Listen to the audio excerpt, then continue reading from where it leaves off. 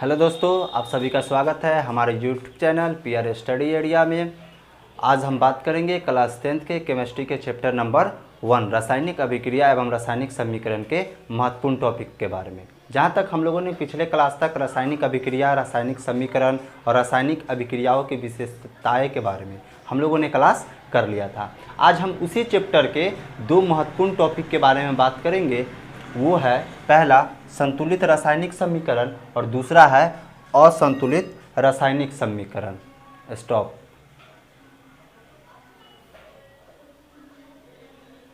तो चलिए देखते हैं। पहला है संतुलित रासायनिक समीकरण, जिसे इंग्लिश में बैलेंस्ड केमिकल इक्वेशन बोलते हैं। तो संतुलित रासायनिक समीकरण क्या है, पहले इसको देख लेते हैं। रासायनिक समीकरण के तीर चिन्ह के दोनों ओर कहने का मतलब कि तीर चिन्ह के बाईं और दाईं ओर प्रत्येक तत्व के परमाणु की संख्या समान होती है। यानी कि वह रासायनिक समीकरण जिसमें तीर चिन्ह के दोनों ओर यानी कि बाईं और दाईं दोनों तरफ प्रत्येक तत्व के परमाणु की संख्या समान होती है, तब वह जो है संतुलित रासायनिक समीकरण कहलाता है। इसे हम उदाहरण के द्वारा समझते हैं। जैसे कि यहाँ पे आइए देखते हैं। पहला आपका उदाहरण है, इस रासायनिक समीकरण में ये देख रहे हैं कि हाइड्रोजन और क्लोरीन दो पदार्थ आपस में भाग ले रहा है। बन क्या रहा है? हाइड्रोजन क्लोराइड यानी कि हाइड्रोक्लोरिक अम्ल। तो इस रासायनिक समीकरण में देखते हैं कि LHS में यानी कि लेफ्ट हैंड साइड में बाएं साइड में देख रहे हैं कि हाइड्रोजन की संख्या कितनी है? 2। क्लोरीन की संख्या कितनी है? 2। अब राइट साइड में चलते हैं दाईं ओर, तो इधर भी हाइड्रोजन की संख्या कितनी है? 2 और क्लोरीन की संख्या कितनी है? 2। तो इस समीकरण में देखते हैं कि लेफ्ट साइड और राइट साइड जितने भी तत्व हैं उन सभी तत्व के परमाणु क्या है? लेफ्ट साइड और राइट साइड में क्या है? समान है। तो यह जो है संतुलित रासायनिक समीकरण का उदाहरण हो जाएगा। एक और एग्जांपल से समझ लेते हैं। यहाँ पे है Fe यानी कि फेरस, लोहा या आयरन कहिए, और जल H2O यानी कि दोनों आपस में अभिक्रिया करके क्या बनाता है? Fe3O4 प्लस में 4H2। तो यहाँ पे देखते हैं कि यहाँ पे 3 परमाणु हैं। एक है Fe, दूसरा हाइड्रोजन और तीसरा ऑक्सीजन। तो जो परमाणु लेफ्ट में होगा वही परमाणु राइट में भी होगा। तो अब देखते हैं लेफ्ट में Fe कितना है? 3 है। तो राइट में भी Fe कितना है यानी लोहा 3 है। उसके बाद लेफ्ट में हाइड्रोजन की संख्या कितनी है? 8। तो राइट में भी कितनी है? 8। अब लेफ्ट में ऑक्सीजन की संख्या देखते हैं तो यहाँ है 4 और राइट में भी देखते हैं ऑक्सीजन की संख्या कितनी है? 4। तो यहाँ पे देख रहे हैं कि 3 परमाणु जो लेफ्ट में है वही 3 परमाणु राइट में है, और तीनों की संख्या जो है लेफ्ट और राइट में क्या है? बराबर है। तो यह भी क्या हो जाएगा? संतुलित रासायनिक समीकरण का उदाहरण हो जाएगा। चलिए अब देखते हैं दूसरा टॉपिक, असंतुलित रासायनिक समीकरण यानी कि अनबैलेंस्ड केमिकल इक्वेशन इसे इंग्लिश में बोलते हैं। तो देखते हैं रासायनिक समीकरण के दोनों ओर तत्व के परमाणुओं की संख्या समान नहीं होती है। संतुलित रासायनिक समीकरण में क्या था? उसमें था जो प्रत्येक तत्व के परमाणुओं की संख्या समान होती थी। लेकिन यहाँ पे क्या है असंतुलित रासायनिक समीकरण में कि यहाँ LHS बराबर RHS यानी कि लेफ्ट हैंड साइड या राइट हैंड साइड में जो भी सेम परमाणु होते हैं उनकी संख्या समान नहीं होती है। जैसे कि इसे एग्जाम्पल के तौर से समझते हैं। जैसे यहाँ पे देखिए हाइड्रोजन और ऑक्सीजन मिलकर क्या बना रहा है? जल। तो लेफ्ट साइड में देखते हैं हाइड्रोजन की संख्या 2 है और ऑक्सीजन की संख्या 2 है। राइट साइड में देखते हैं कि हाइड्रोजन की संख्या 2 है और ऑक्सीजन की संख्या 1 है। लेकिन यहाँ पे देख रहे हैं कि लेफ्ट और राइट में हाइड्रोजन की संख्या बराबर है, इधर भी 2 है और इधर भी 2 है। लेकिन ऑक्सीजन की हम बात कर लेते हैं तो ऑक्सीजन की संख्या लेफ्ट साइड में 2 है और राइट साइड में क्या है? 1 है। तो यह जो है संतुलित रासायनिक समीकरण नहीं होगा, बल्कि यह जो है असंतुलित रासायनिक समीकरण कहलाएगा। एक और एग्जाम्पल से समझते हैं। जैसे कि नाइट्रोजन और हाइड्रोजन दोनों आपस में मिलकर जो है अमोनिया का निर्माण कर लेता है, NH3 का निर्माण कर लेता है। अब लेफ्ट साइड में देखिए नाइट्रोजन की संख्या 2 है और हाइड्रोजन की संख्या 6 है। राइट साइड में देखते हैं नाइट्रोजन की संख्या कितनी है? 1 और हाइड्रोजन की संख्या कितनी है? 3। तो यहाँ पे देख रहे हैं कि दोनों तरफ लेफ्ट और राइट में परमाणु तो समान है, लेकिन क्या है कि परमाणु की संख्या जो है वह समान नहीं है। तो यह जो है असंतुलित रासायनिक समीकरण का उदाहरण हो जाएगा। उसके बाद क्या है? एक महत्वपूर्ण बात याद रखना है कि असंतुलित रासायनिक समीकरण को ही कंकाली समीकरण के नाम से जाना जाता है। तो चलिए अब नेक्स्ट टॉपिक देखते हैं। क्या है नेक्स्ट टॉपिक? रासायनिक समीकरण को संतुलित कैसे करें, यानी कि जो रासायनिक समीकरण असंतुलित रहता है उसको हम संतुलित कैसे करेंगे। तो उसके लिए कुछ नियम है, उस नियम को देख लेते हैं तो रासायनिक समीकरण को संतुलित करना आसान हो जाएगा। चलिए तो देखते हैं।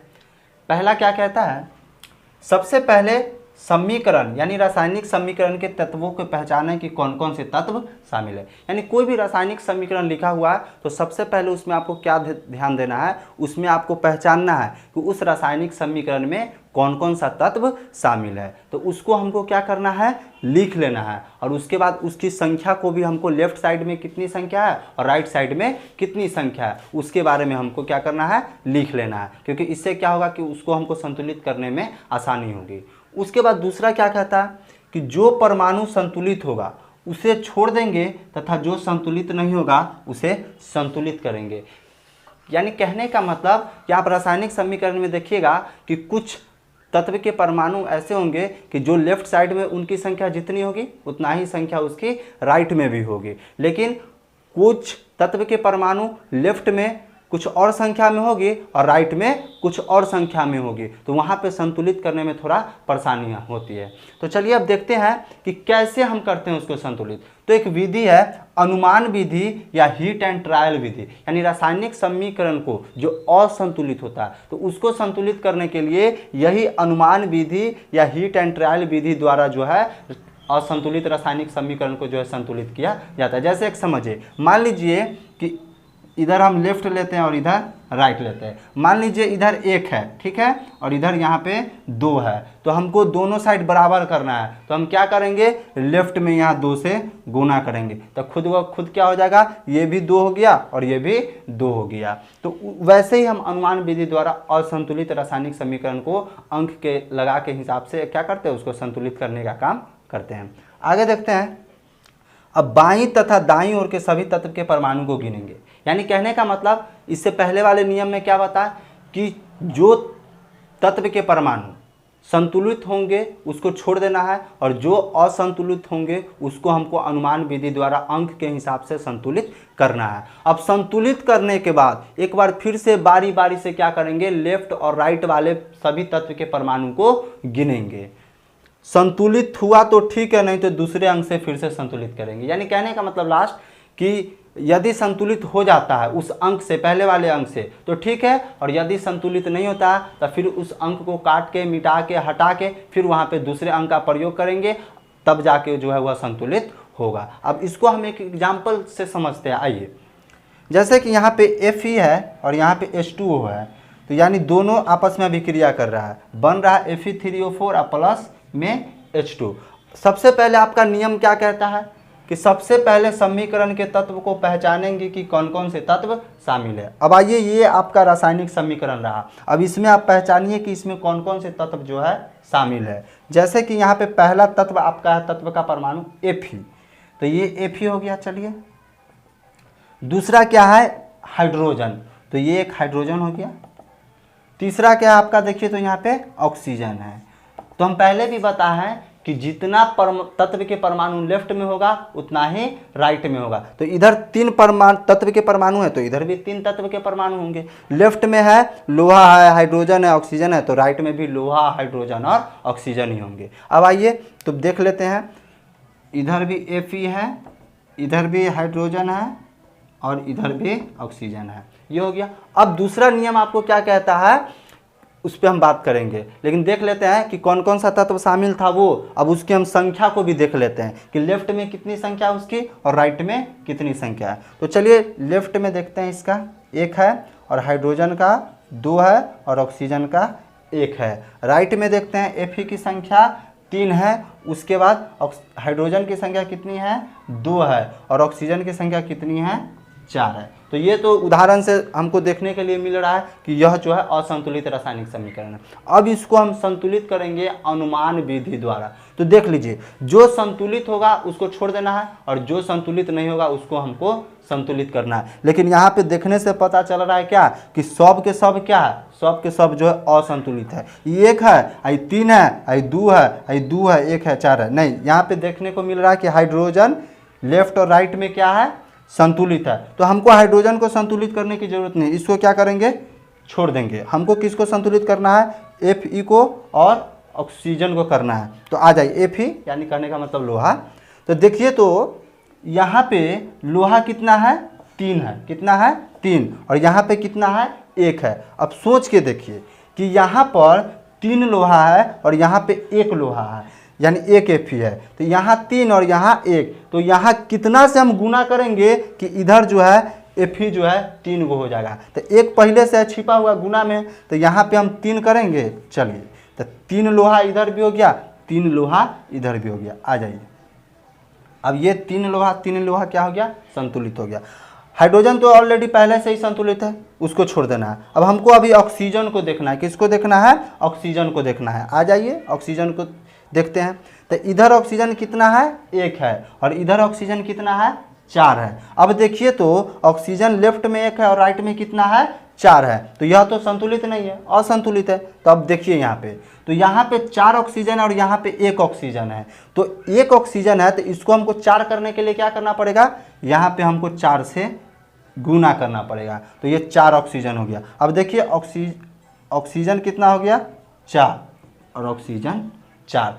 तो लोहा और ऑक्सीजन क्या हो गया, संतुलित हो गया। लेकिन हम ये भी आपको बताए हैं कि जो परमाणु संतुलित होगा उसको छोड़ के, और जो संतुलित नहीं होगा उसको संतुलित करके, फिर उसके बाद हमको क्या करना है कि बाईं तथा दाईं ओर के सभी तत्व के परमाणु को हमको गिनने का काम करना है। तब तीनों तत्व के परमाणु को हमको गिनना है कि अब बराबर हुआ कि नहीं हुआ। तो लोहा 3 ठीक है, लोहा 3 ठीक है, और उसके बाद ऑक्सीजन 4 ये भी ठीक है। लेकिन अब हाइड्रोजन को देखिए तो सही में पुर रहा है कि नहीं पुर रहा है। तो अब यहाँ पे देखिए, तो अब हाइड्रोजन यहाँ कितना हो जा रहा है, 4 दूना 8 हो जा रहा है, और यहाँ पे हाइड्रोजन कितना है, 2 हो रहा है। तो बताइए, ये संतुलित हुआ, नहीं, यह जो है अब असंतुलित हो गया। तो अब दिमाग लगाइए कि यहाँ पे तो 8 ऑक्सीजन हो गया, सॉरी 8 हाइड्रोजन हो गया, और यहाँ पे 2 गो हाइड्रोजन है। तो यहाँ कितना से हम गुना करेंगे कि यहाँ पे हाइड्रोजन 8 गो पूरा हो जाए। तो 2 गो है, ये है, तो यहाँ पे हमको 4 से गुना करना पड़ेगा। तो 4 दूना 8। अब देखिए, अब सबको मिला लीजिए, सब के सब अब तत्व के परमाणु जो है समान है। तब यह जो है हमारा क्या हो जाएगा, संतुलित रासायनिक समीकरण का उदाहरण हो जाएगा।